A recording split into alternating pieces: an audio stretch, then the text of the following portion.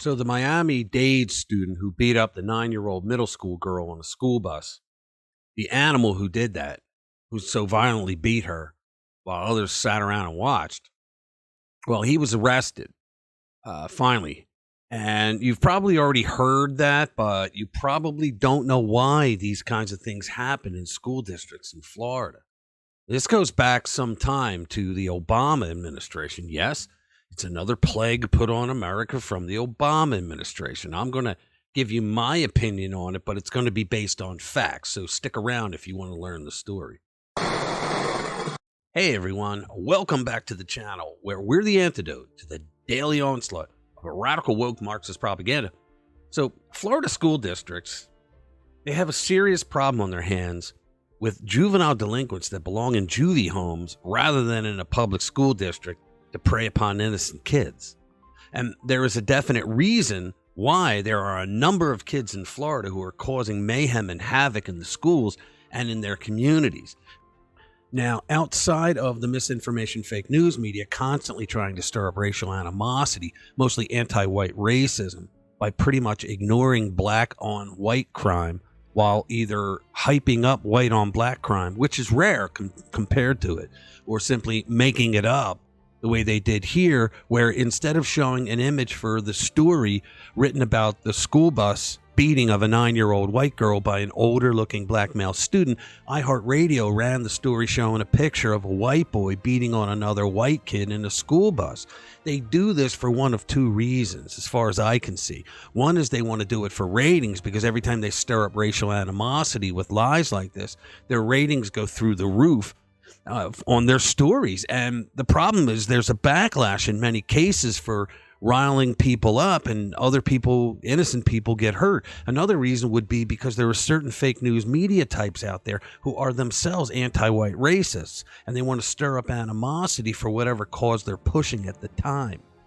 One of the biggest lessons we should have learned from was the Stoneman Douglas High School shooting that took place in February of 2018, where student Nicholas Cruz opened fire on students and staff, and he killed 17 people. Injured a number of others at the Parkland High School that day. Now, that was during the Trump administration, but if you stick with me through the end of this video, you're going to learn that the problems that we had with juvenile delinquents in Florida school districts were all caused by the leftist social engineering of the Obama administration. So you're probably thinking, what the hell does this have to do with this vicious animal who just beat the living hell out of a 9-year-old girl and her 10-year-old brother on the bus? The students on that bus were from Coconut Palm K through 8 Academy in Homestead. Now, after that horrific incident, the Miami-Dade County Public School System issued a statement saying, quote, "The safety and well-being of our students is of the utmost importance."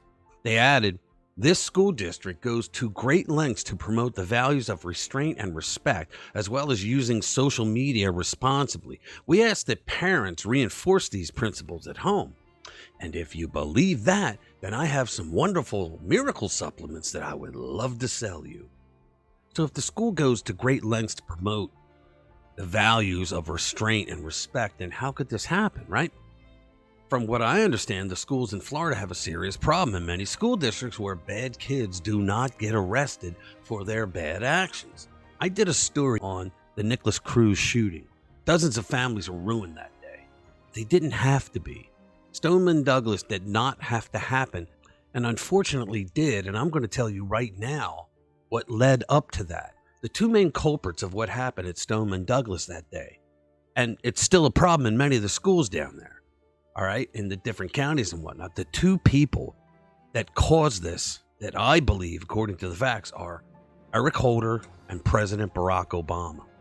So here's the thing. Cruz was known to be a menace in the community, and police knew he had multiple guns that he would at times brandish and even fire into the air.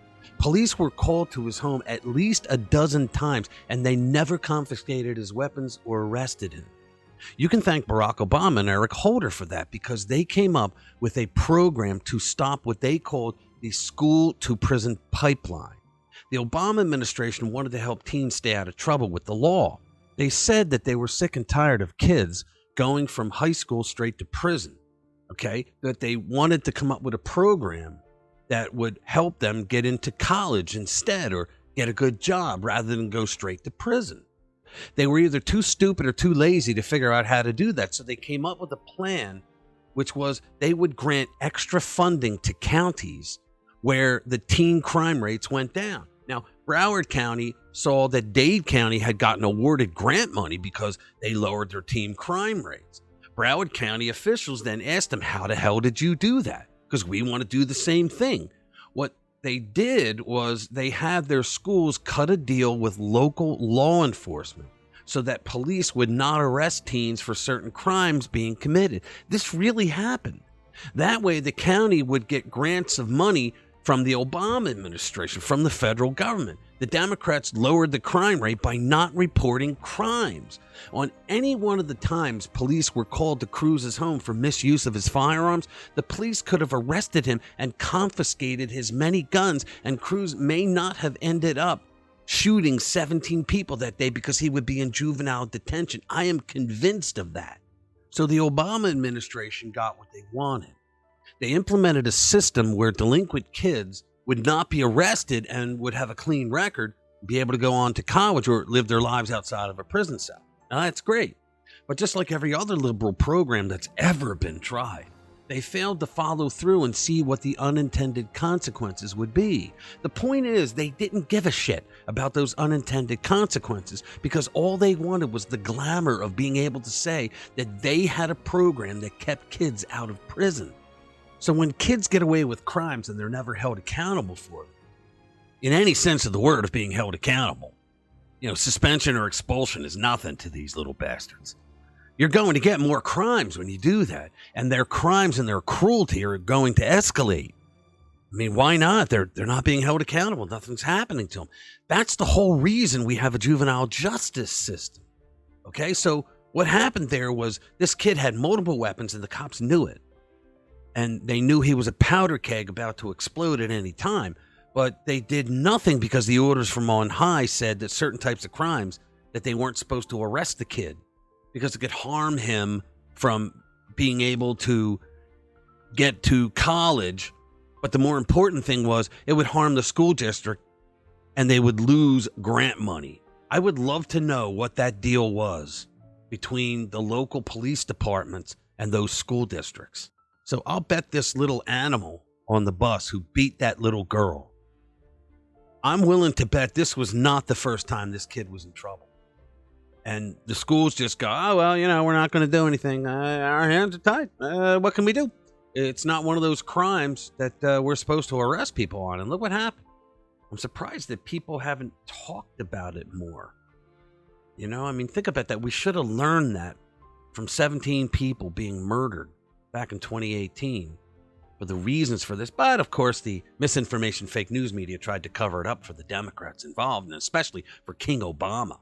Okay, so now you know why there is a problem in Florida school districts. I'm not saying all of them, but the ones that wanted grant money, and Miami-Dade is definitely one of them.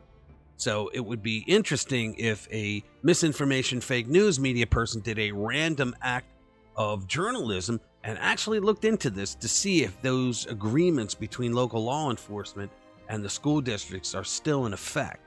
All right, so that's it. Thanks a lot. Thanks for spending time with us. We'll see you in the next one.